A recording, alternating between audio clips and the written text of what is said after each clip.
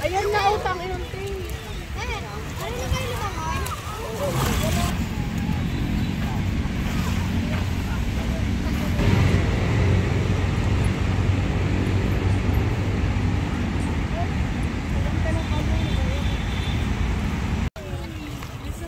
Wala, naligo na sila.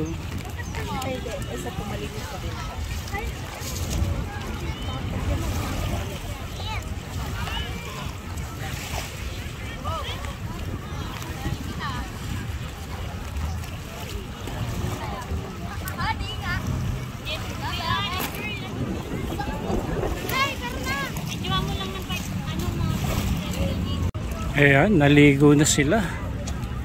Siguro hindi lang ito nakita ng mga security guard.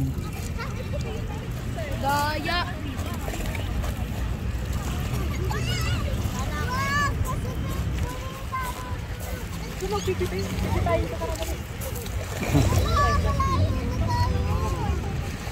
Ayan na, utang inunting.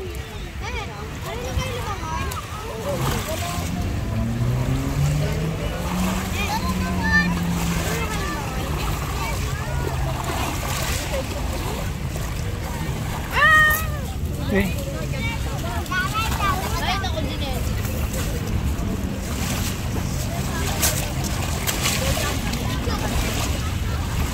Magandang hapon mga kababayan. Nandito na naman po si Kuya Ron TV sa Dolomite Beach, Manila Bay. Ayan, napakatindi ng sikat ng araw at low tide ngayong mga oras na ito. At may mga ilang water hyacinth o kangkong ba yan? Mamaya puntahan natin mga water lily na napadpad dito, pero hindi naman ganong madami. At nakikita natin itong ating mga kababayan na nag-i-enjoy dito sa pamamasyal sa Dolomite Beach. May mga ilan tayong nakitang naliligo, no? Pero pinagbabawal pa rin po dyan paliligo kahit po yung pagtatampisaw. Dahil nga po hindi pa ganun kaganda yung quality ng tubig dito sa Manila Bay. So ayun o, natatanaw po natin yung mga bata doon na nagtampisaw na sila ron.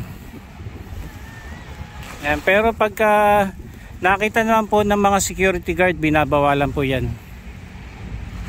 So yung linaw naman ng tubig, ito mga kababayan, may mga ilang mga basura tayo na ikita, pero hindi naman ganong marami. Andito pa rin yung mga shell ng ng mga tahong. So kumakapit kasi itong mga tahong dito sa sa trash boom. Ito yung mga napadpad na lamang dito sa sa tabing dagat. Ito yung mga mga I think kangkong saka water hyacinth yung napadpad dito. For sure galing pa ito ng ng Pasig River. Kahit ano pong mga dumadaan doon, dito rin po yung bagsak nyo na ito. Pero araw-araw po naglilinis dito mga kababayan. Kung kaya kita nyo naman ito napadpad na lang ito sa mga oras na ito. Ayan, matindi kasi ang init pa. At saka nga pasyal talaga dito sa umaga pagka hindi mainit. At sa hapon pagka wala na rin gano'ng sikat ng araw at papalubog yung araw. Yan po yung mga oras na masarap mamasyal talaga dito.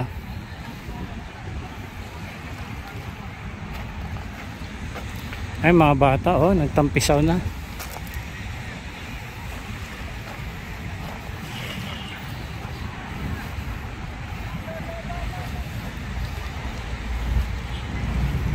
So madami-dami na rin tayo mapapasyalan dito kung gusto nyo yung beach vibes. Ito dito bagamat hindi pa rin siya pwedeng mapaliguan. Ito kahit sightseeing lang mag-enjoy na rin tayo.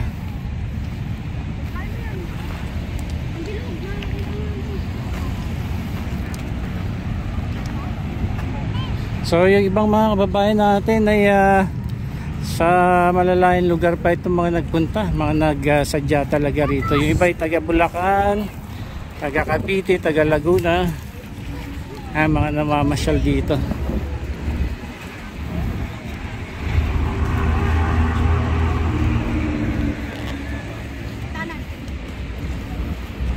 Ito, enjoy na enjoy yung bata, oh.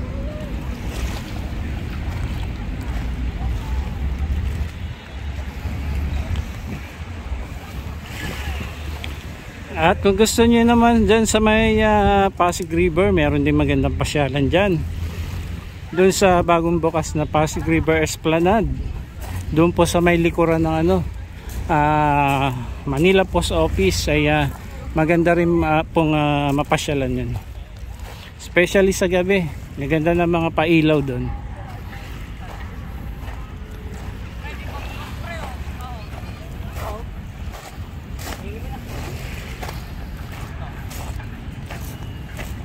Dito dyan.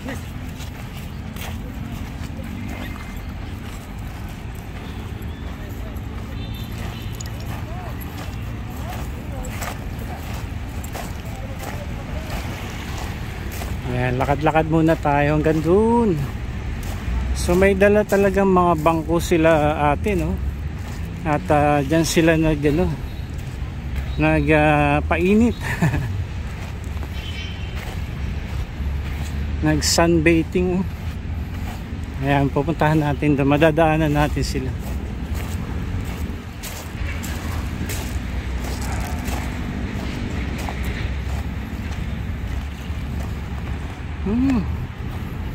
Okay.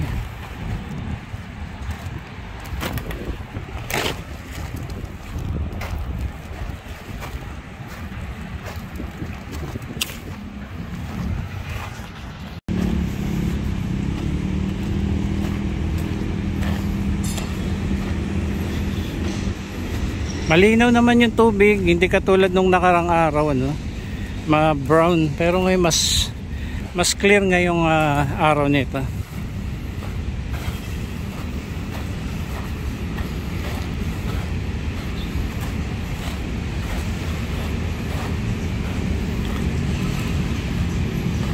May naka-trunks pa rito si sir, oh. Parang foreigner.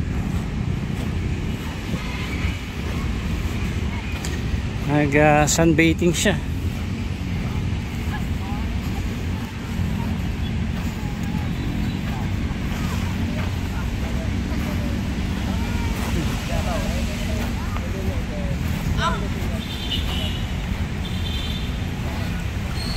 Pandes dahil balayibo. Next na yan, Insan!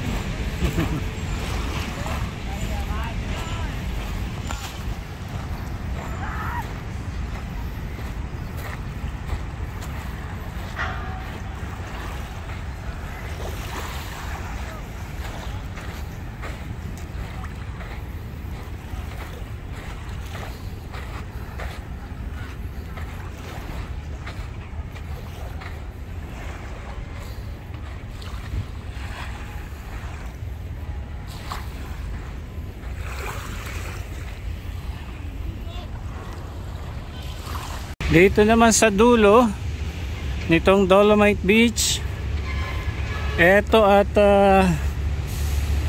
may mga ilang mga basura din, pero konti lang naman. At yun nga po, araw-araw naman po nililinisan itong Dolomite Beach, kahit hanggang doon po, no, sa dulo sa may Estero de Abad ay may mga Manila Bay Warriors po dyan na katokang maglinis. So shout out po natin yung mga Manila Bay Warriors from MMDA, Estero Rangers from DNR at DPS Team Mandaragat. Mula naman po yun sa local government. Dami shell, oh.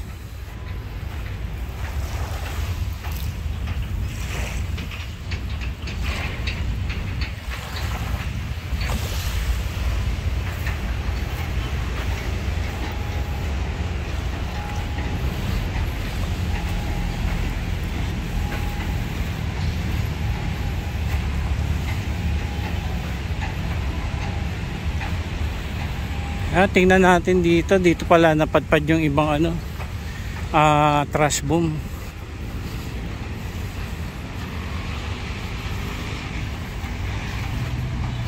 So yung ibang trash boom andito, nakatabi rito. Dito na yung trash boom, oh.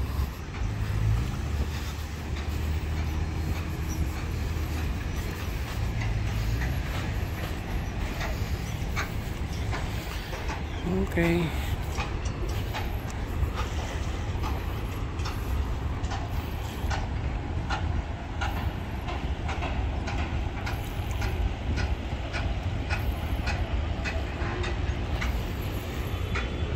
So napadpad na dito sa tabi, no? Yung mga trash boom. Ito pa yung isa, oh. So kinakapitan po kasi ito ng ano, tahong. Kung kahit ganito na itsura, oh. Ayan.